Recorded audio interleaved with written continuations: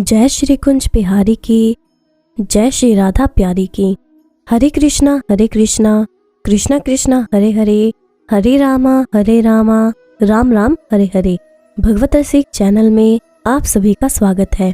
हरि के प्यारे भक्तों, क्या आप जानते हो कि सत्यभामा जो कि श्री कृष्ण की पत्नी है, उन्होंने श्री कृष्ण का दान क्यों किया? अगर आप ये नहीं जानते तो इस वीडियो को अंत तक जरूर देखिएगा। मगर उससे पहले अगर आपने अभी तक इस चैनल को सब्सक्राइब नहीं किया है तो जल्दी से इस चैनल को सब्सक्राइब करें ताकि नई वीडियो अपलोड होते ही आपके पास उसकी नोटिफिकेशन आ जाए और आप उस वीडियो को देख सको। तो चलिए वीडियो को शुरू करते हैं। श्री कृष्ण की पत्नी सत्यभामा को अपने रूप पर गर्व था।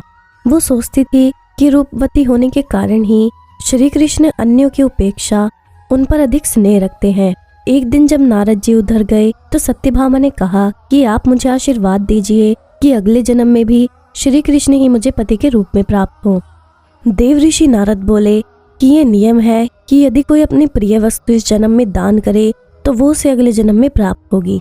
इसलिए तुम श्री कृष्ण को दान के रूप में मुझे दे दो तो वे तुम्हें अगले जन्म में अवश्य मिलेंगे। सत्यभामा ने श्री कृष्ण को देव ऋषि नारद को दान में दे दिया। जब नारद जी श्री कृष्ण को लेकर जाने लगे तो अन्य रानियों ने उन्हें रोक लिया। उस पर नारद जी ने कहा, यदि श्री कृष्ण के बराबर सोना और रतन दे देंगी तो हम इन्हें छोड़ देंगे।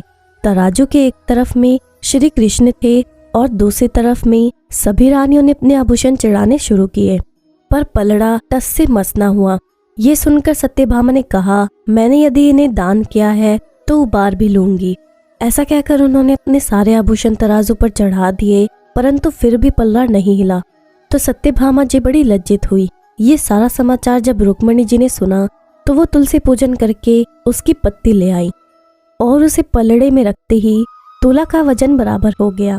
देव ऋषि नारद जी तुलसी दल लेकर स्वर्ग को चले गए और रुक्मिणी जी तुलसी के वरदान की महिमा के कारण अपनी और दूसरों के सौभाग्य की रक्षा करने में सफल हुई। तब से तुलसी को वो पूज्य पद प्राप्त हो गया और श्री कृष्ण से सदा अपने मस्तक पर धारण करते हैं। भगवान कृष्ण ने जब देह छोड़ी तो उनका अंतिम संस्कार किया गया। उनका सारा शरीर तो 5 तत्वों में मिल गया, लेकिन उनका हृदय बिल्कुल सामान्य एक जिंदा आदमी की तरह धड़क रहा था और वो बिल्कुल सुरक्षित था। उनका हृदय आज तक सुरक्षित है जो भगवान जगन्नाथ की काठ की मूर्ति के अंदर रहता है और उसी तरह धड़कता है। ये बात बहुत कम लोगों को पता है। महाप्रभु जगन्नाथ को कलयुग का भगवान भी कहते हैं। उड़ीसा में जगन्नाथ स्वामी अपनी बहन सुभद्रा और भाई बलराम के साथ निवास करते हैं, मगर रहस्य ऐसे हैं कि आज तक कोई न जान पाया। हर 12 साल में महाप्रभु की मूर्ति को बदला जाता है। उस समय पूरे शहर में ब्लैकआउट किया जाता है, यानी पूरे शहर की लाइट बंद की जाती है। लाइट बंद होने के बाद मंदिर परिसर को CRPF की सेना चारों तरफ से घेर लेती है। उस समय कोई भी मंदिर में नहीं जा सकता। मंदिर के अंदर घना अंधेरा रहता है। पुजारी की आंखों में पट्टी बंदी होती है। पुजारी के हाथ में दस्ताने होते हैं। वो पुरानी मूर्ति से ब्रह्म पदार्थ निकालते हैं और नई मूर्ति में डाल देते हैं। ये ब्रह्म पदार्थ क्या है आज तक किसी को नहीं पता। इसे आज तक किसी ने नहीं देखा। हजारों सालों से ये एक मूर्ति से दूसरी मूर्ति में ट्रांसफर किया जा रहा है। ये एक अलौकिक पदार्थ है जिसको छूने मात्र से किसी इंसान के जिस्म के चीथड़े उड़ सकते हैं। इस ब्रह्म पदार्थ का संबंध भगवान श्री कृष्ण से है, मगर ये क्या है ये कोई नहीं जानता। भगवान जगन्नाथ और अन्य प्रतिमाएं उसी साल बदली जाती हैं जब साल में आषाढ़ के 2 महीने आते हैं। 19 साल बाद ये अवसर आया है। वैसे कभी कभी 14 साल में भी ऐसा होता है। इस मौके को नव कलेवर कहते हैं, मगर आज तक कोई भी पुजारी ये नहीं बता पाया कि महाप्रभु जगन्नाथ की मूर्ति में आखिर ऐसा क्या है। कुछ पुजारियों का कहना है कि जब हमने उसे हाथ में लिया तो खरगोश जैसा उछल रहा था। आंखों में पट्टी थी, हाथ में दस्ताने थे, तो हम सिर्फ महसूस कर पाए। आज भी हर साल जगन्नाथ यात्रा के उपलक्ष्य में सोने के झाड़ू से पुरी के राजा खुद झाड़ू लगाने आते हैं। भगवान जगन्नाथ मंदिर के सिंह द्वार से पहला कदम अंदर रखते ही समुद्र की लहरों की आवाज अंदर सुनाई नहीं देती, जबकि आश्चर्य में डाल देने वाली बात तो ये है जैसे ही आप मंदिर के एक कदम बाहर रखेंगे वैसे ही समुद्र की आवाज सुनाई देंगी। आपने ज्यादातर मंदिरों के शिखर पर पक्षियों को बैठते और उड़ते हुए देखा होगा, लेकिन जगन्नाथ मंदिर के ऊपर से कोई पक्षी नहीं गुजरता। झंडा हमेशा हवा की उल्टी दिशा में लहराता है। दिन के किसी भी समय में भगवान जगन्नाथ मंदिर के 45 मंजिला शिखर पर स्थित झंडे को रोज बदला जाता है। ऐसी मान्यता है कि अगर एक दिन भी झंडा नहीं बदला गया तो मंदिर 18 सालों के लिए बंद हो जाएगा। इसी तरह भगवान जगन्नाथ मंदिर के शिखर पर एक सुदर्शन चक्र भी है, जो हर दिशा से देखने पर आपके मुंह की तरफ दिखता है। भगवान जगन्नाथ मंदिर की रसोई में प्रसाद पकाने के लिए मिट्टी के 7 बर्तन एक दूसरे के ऊपर रखे जाते हैं, जिसे लकड़ी की आग से ही पकाया जाता है। इस दौरान सबसे ऊपर रखे बर्तन का पकवान पहले पकता है। भगवान जगन्नाथ मंदिर में हर दिन बनने वाला प्रसाद भक्तों के लिए कभी कम नहीं पड़ता। लेकिन हैरान करने वाली बात यह है कि जैसे ही मंदिर के पट बंद होते हैं वैसे ही प्रसाद भी खत्म हो जाता है। और भी कितनी ही आश्चर्यजनक बातें हैं हमारे सनातन धर्म की।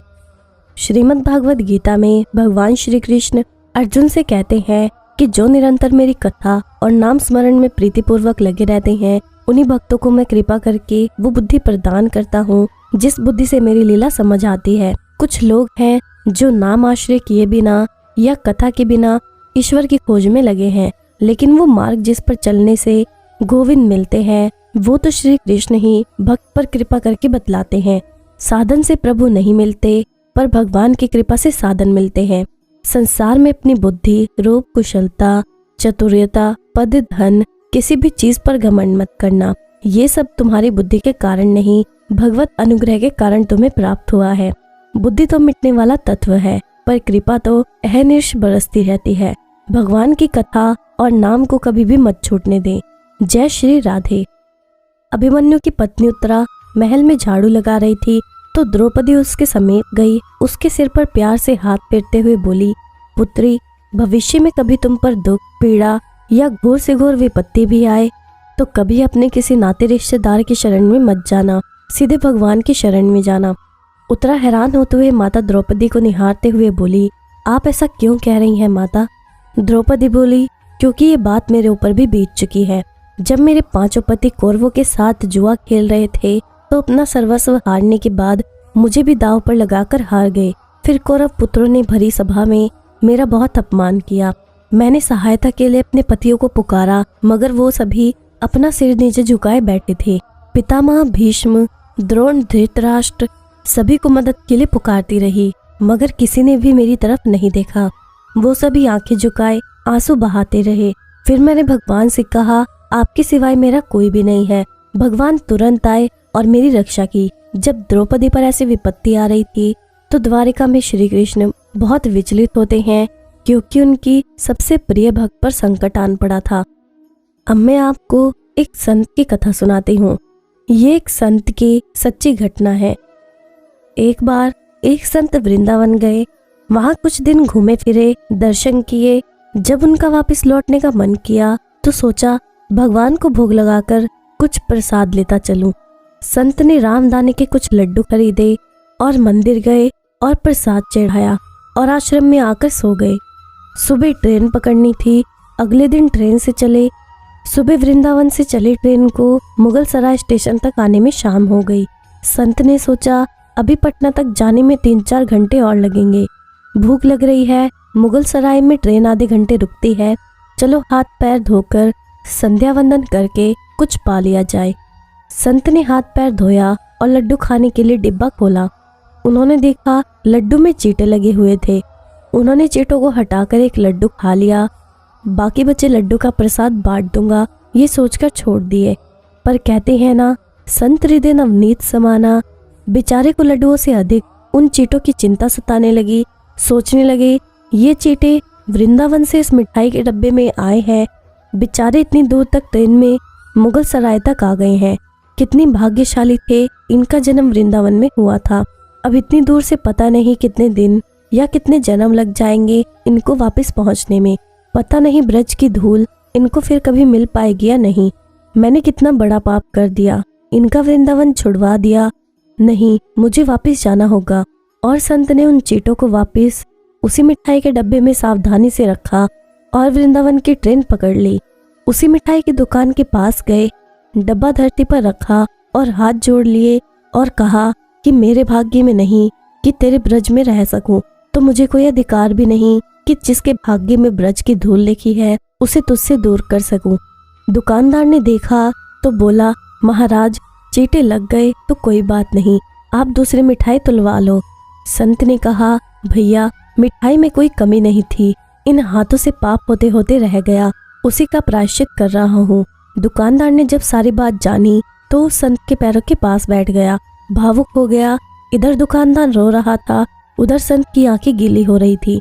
बात भाव की है, बात उस निर्मल मन की है, बात ब्रज की है, बात मेरे वृंदावन की है, बात मेरे नटवर नागर और उनकी राधा रानी की है, बात मेरे कृष्ण की राजधानी की है।